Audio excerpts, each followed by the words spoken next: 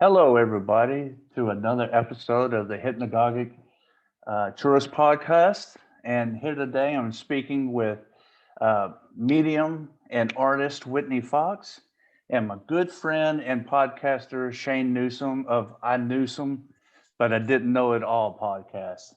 How is everybody today? Hi, Lehman. Hi, Shane. I'm Hi, doing good. I'm So doing great. I'm glad to hear it. So I'm kind of excited to have this conversation. Just to let everybody know, Whitney has done a plethora of shows as of late. So if you just scour the interwebs, you can find her backstory, which we will be referencing quite a bit here. And but what we're going to focus on is mediumship, healing, and art, bringing things through in different art forms. Uh, Whitney and I are both visual artists. Shane um, is a musician, and so how about we just start there with bringing things through, kind of like the muse. Whitney, you probably have the most experience with that, given the fact you've been a professional artist for a fair amount of time. So, you have any hot takes about bringing stuff through from the ether in your art? Oh, yeah, for sure. So I've been a painter for 25 years, and there's probably been a handful of times that I actually like backed out and then something else came through where, 4 or 5 hours went by and I didn't realize it. I all of a sudden, and obviously those are the best pieces I've done. Um, so for sure. And I think people, I just wish it happened more often, Yeah. like, in it's that book, the War of Art, essentially it says you just show up, that's the ultimate goal, is if you just show up and start. So, you know, because of all that time and maybe only a handful of times that I really, really, really felt it, it's elusive. The muse is elusive, I think. But quick story, really quick. That is like an extension of that, I guess, is it was probably 18 years ago, or at least 15 years ago. I was very inspired by Tom Waits, the artist, right? And so I was just listening to lots of Tom Waits, and I decided to do some series of paintings that were uh, inspired by some of his songs and stuff. And I got about 10 paintings deep in or so, and then I painted for I was influenced by a song, it'll come to me, but I painted this one-armed queen, and it was sort of like a card, like a playing card, but I just wanted her to just have one arm. And then much later, probably 5 years later, his wife had created a stage play about incorporating some of his songs and stuff, and in it she had put a one-armed queen. And it was like, we didn't obviously know each other, and the stage play wasn't even made yet, so like and that wasn't in the lyrics. It was this sort of subconscious download. So anyway, that was the first one that comes to mind. But I feel like there has been lots of other weird stuff, retro causality speaking, that if you step back and let the muse through there, I think, you could say that there's some precog or some telepathy, or do we even know what creativity is? Like, it's one thing for one person, another thing for another person, and sometimes I'm just trying to get paid, like, Right. and that, so yeah, so long answer to your question. So Synchro already. This is the way I like to start. You remember before we started recording, I mentioned Placerville, California, being the northernmost place that had been in California, right? Right. The whole reason I went there was because of Tom Waits. Oh yeah. Mule Yeah. Variations is my absolute favorite Tom Waits album, It's a and he's got a song on there that goes talks about get behind the mule in the morning and plow, That's and it right. talks about Placerville in one of the lines, and I actually got a tattoo in that city Really? because of that.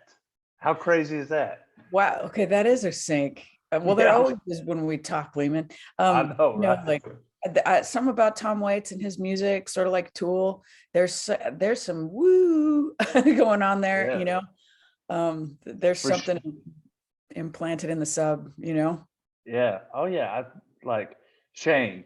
It is a common situation where, like, even the world's best musicians will say that they've had moments on stage where it feels like something else has come into them, and they play greater than their ability, even though they're terrific musicians.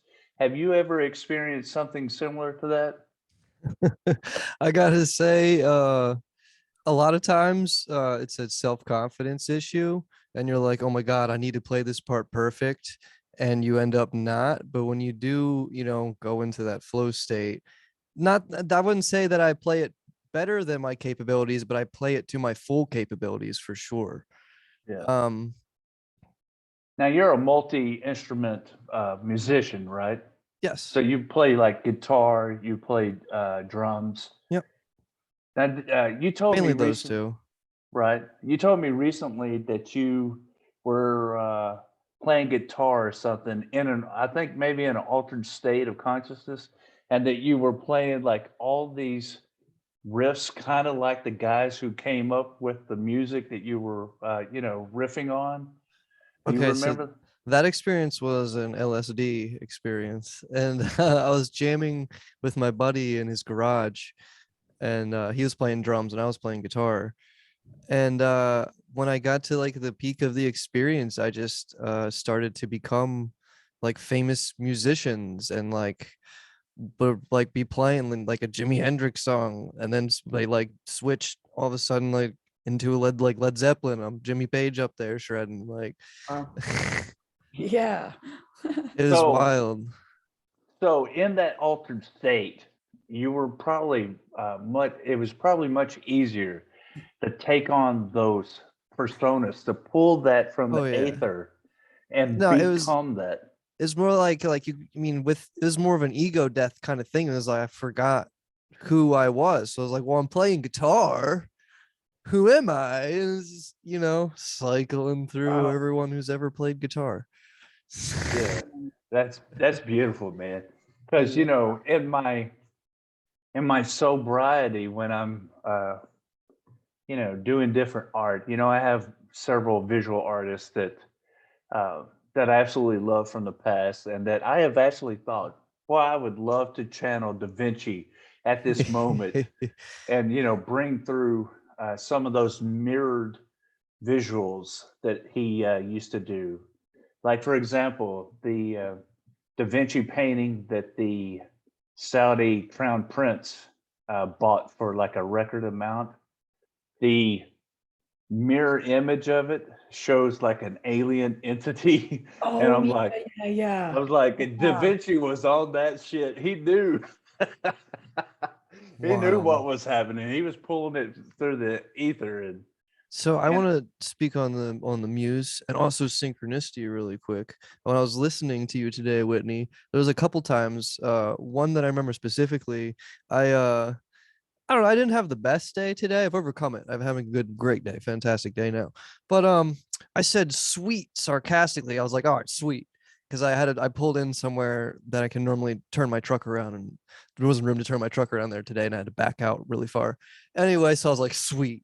And as soon as I said that, the next word out of your mouth was sweet, but like in Wow.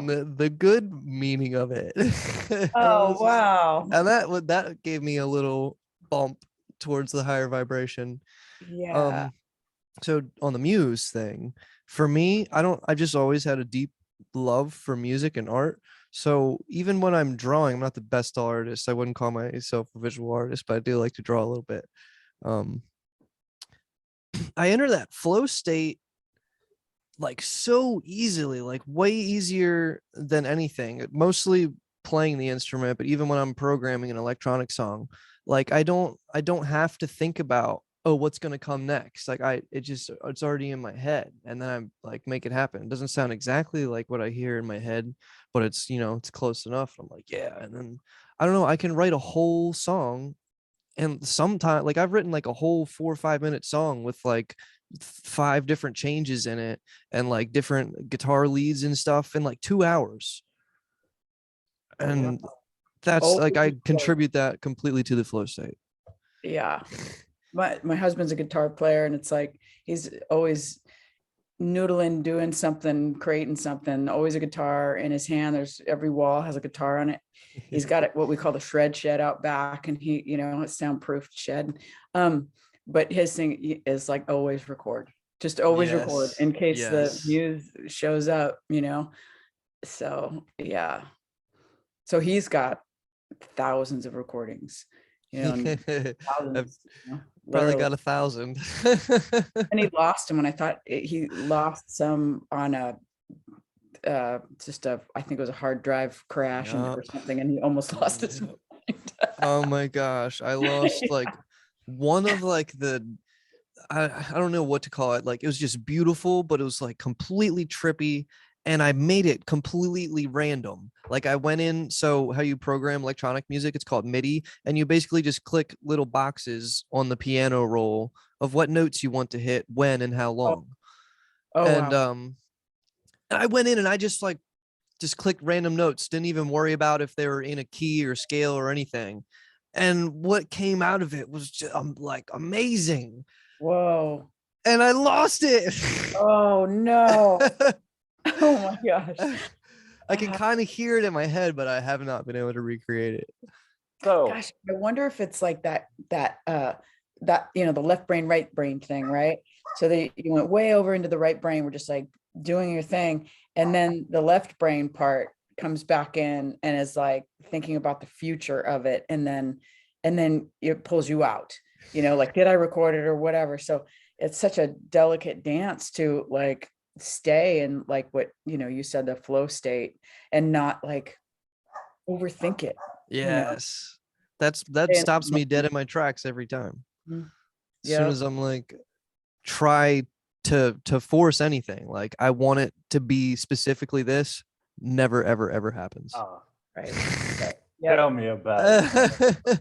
Like so Yeah. many times I have sat down and said, okay, I want to make an octopus that is wearing a wristwatch and he's checking the time, and this orca is angry because they're late for something, and I got these grandiose ideas, but then I make the homunculus, it's like,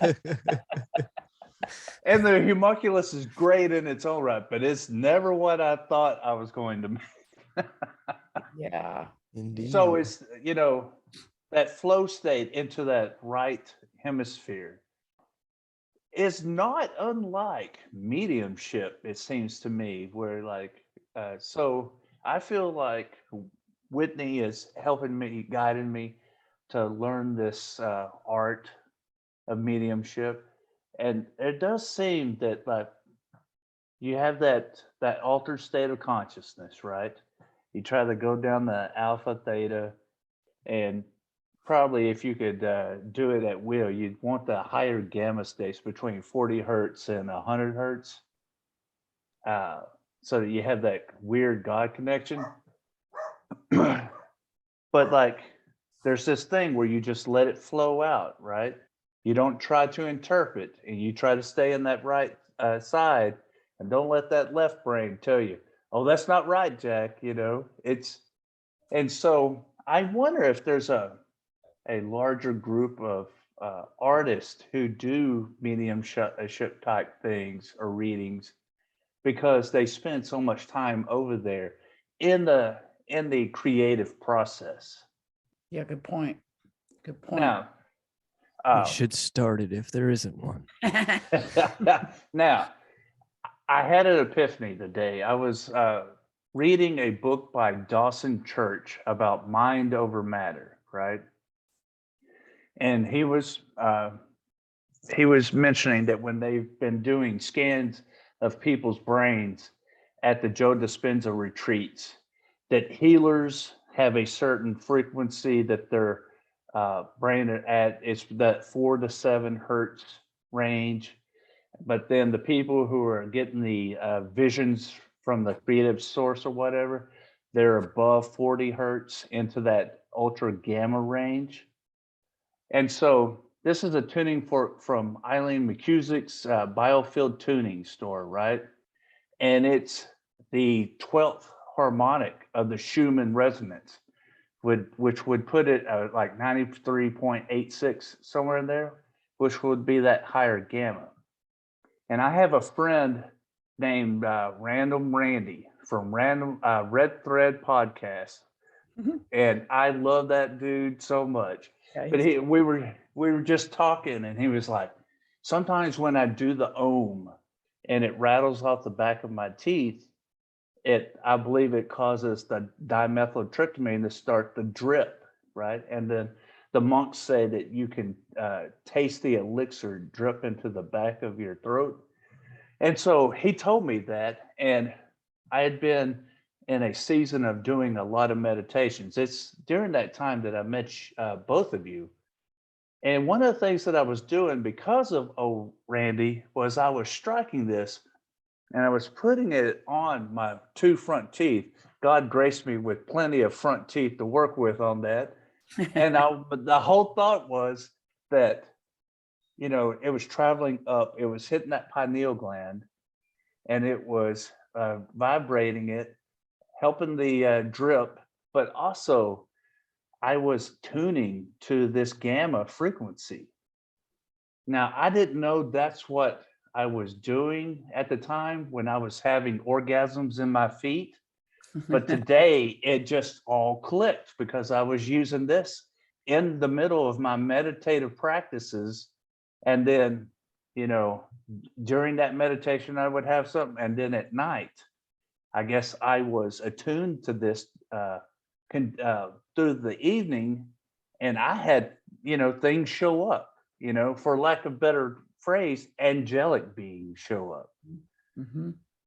And so, now I'm kind of thinking, well, can I use this thing in order to attune and get to that point where I could bring Da Vinci through or something like that, I am. Using the ahead. tuning fork? You Yeah. mean the tuning fork? Well, get into about 30 minutes of good meditation.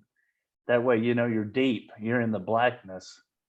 Strike the tuning fork and then break out the digital stylus and see, and every time you feel the monkey mind pop up, strike the tuning fork and get back in phase with that gamma. I'm at this point where, like, Shane is well aware of this, that, I'm dropping all beliefs, all things that can limit me. My wife and I were down at the river, just down the hill, and she had went into this building, and I was sitting waiting for her to come out. And I was like, that building I know is not there. Like, it's only because I agree with some nonsense that was given to me that building is there. And so I just relaxed and I took that slow 5-second breathe in, breathe out. That way my brain just automatically started going through alpha down to theta. And when I felt my sitting bones get real heavy in my meat sack, I looked at the corner of that building and it was going. Oh, wow. And I was like, oh yeah. But then she came out and I had to get up. But I'm like, so I've had a similar experience to that. I was cutting grass around my farm, and I was coming towards the woods, and I just started to stare into the woods, and I was like, you know what? I want to see like a castle here. And nature all started to, if you've had a psychedelic experience, for anyone, it started to turn very psychedelic, where everything starts to breathe and then turns to the energy and starts flowing and moving. And if you can see this tapestry, something similar to that. But all of this would be moving around. Anyway, I formed it into like a castle. And I was like, I'm going to go walk over there. But then, like you said, the monkey mind came out. And I was like, oh, snap, I'm here on a lawnmower. And it was just the woods again. Yeah. Yeah. A couple comments.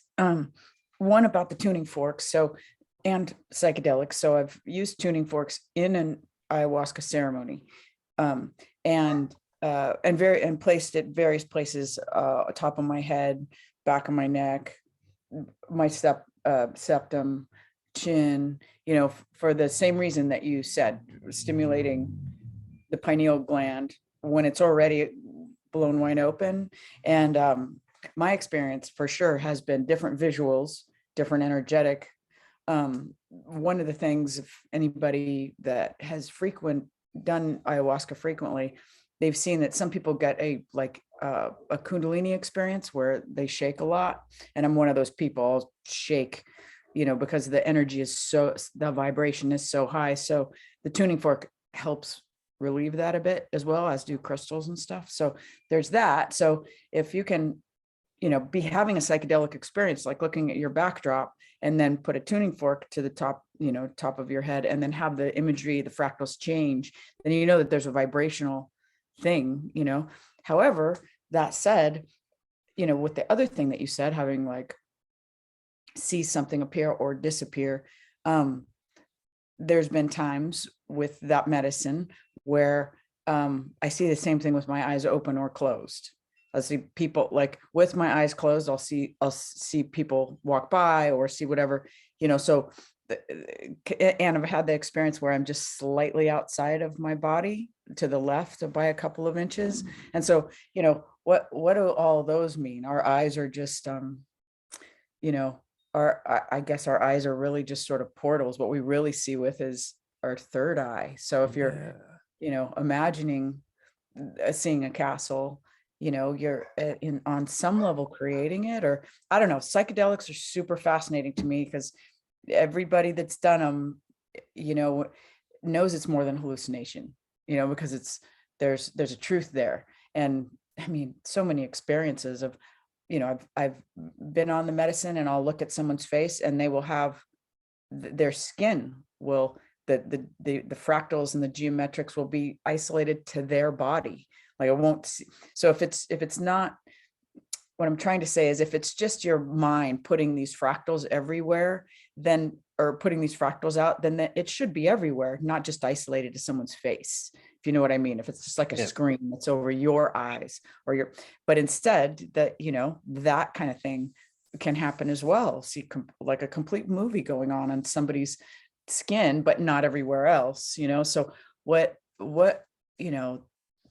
the ultimate question or the ultimate topic is consciousness, right? And consciousness is like our objective consciousness, is it objective, or are we all having the same experience just from a different angle, So anyway, and then one other thing I wanted to say real quick too, before we go away from it too far, is you had said with mediumship and art, you had, I wanted to comment that learning mediumship, just like learning art, is you have to be willing to be wrong.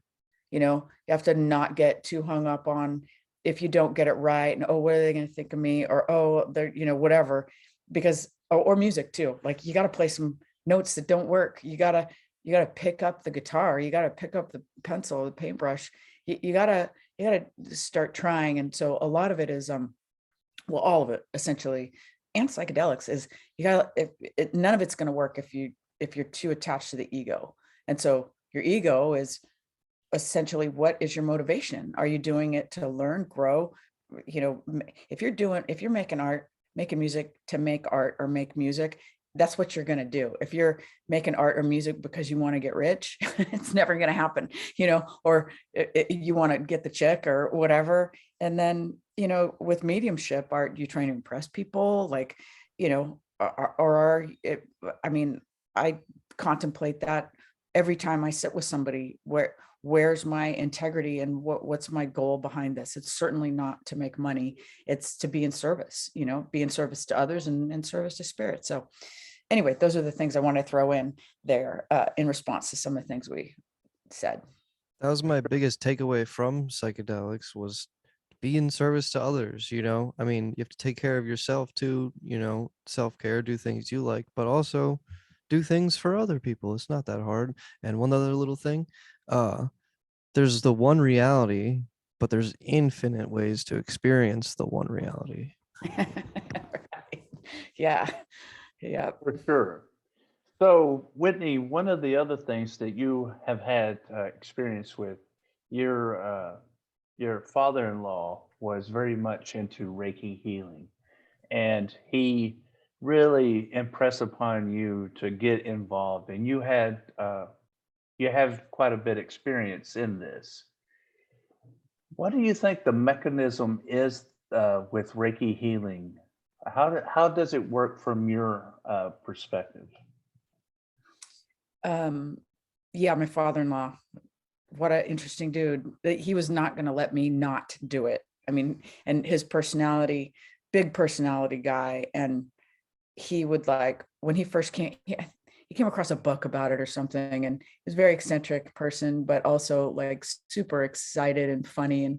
But came across this book, and then he was the kind of guy, if he came across something, we all had to hear about it. All my kids, my husband, like anybody that would listen, and he was into all kinds of whatever, all the things that we talk about. He just loved it all. And like, he'd come running in, and he'd taken a Sharpie and put all the Reiki symbols on his arms, and he'd be like, "I'm gonna heal," like, and then by my head, and like, he was amazing person. But anyway, when he, because we talked about all manners of stuff, I would tell him that I had been attuned, and I knew about it, and my brother had done some for me, and then he got me an a gift attunement, and then he was always bringing a straggler home to do Reiki on anybody that, and we do it together. And then, with that sort of process, I learned a lot, like, we started having Reiki circles and things like that. And it's, and then within the medicine circles, I did it quite a lot, and that's a whole other experience. But what I learned was, pretty early is, once again, if you've got an ego about it, like, you go around and say, "I'm a healer," like, I can't say that. I say, we're a healer, we heal. It's to me, it feels disingenuous to say that I have anything to do with it. I same with the mediumship, by the way. I place an intent, and I become a channel, so if the intent is that I'm going to stand here, and I'm going to bring through healing energy, and I'll be the conduit, is it, some might say it's psychosomatic or placebo. It doesn't matter to me. Healing's healing if somebody gets something from it. There are some sensations that I think scare some people that are pretty programmed, that Reiki is evil, and there's Reiki spirits, and you're opening yourself up to, possession. I literally have heard that before, because I think sometimes you do feel other presences in the room. And I've had the sensation, for sure, of little hands on me, and being worked on.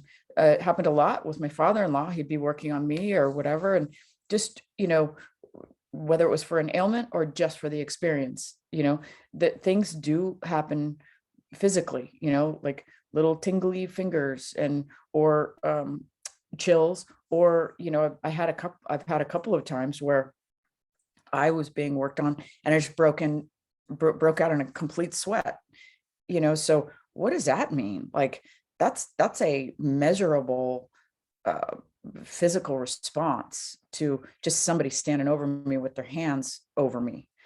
you know, and that was a big eye opener for me on that one. Cause I was like, whoa, whoa, whoa, this is not just woo or in the land of like, I'm sweating balls right now, you know, and what, like in the table wet and everything, you know? Yeah. So, the Reiki helpers, Reiki spirits, you know, like because of how much I've learned with mediumship and what I feel like I've learned and seen and also had happen, like when really consistent, strong stuff comes through, I'm just as surprised as anybody else. I'm like, wow. Like after the session, I'm just like, thanks guys. Like I'm glad to be of service, you know? Yeah. And so I think there's a team, an army of light that wants to bring healing here. And I believe that they're much stronger and many more in numbers than the dark, you know, as sort of maybe Pollyanna as that sounds. I do believe that. So I don't get too hung up on you know, people that, because believe me, I've been called a lot of names through the years or accused of a lot of stuff, you know, but I only believe what I see, you know. I just, if I've seen it, if I felt it, and I know it, and that's so. About Reiki, I think there's some scam artists out there. Yeah.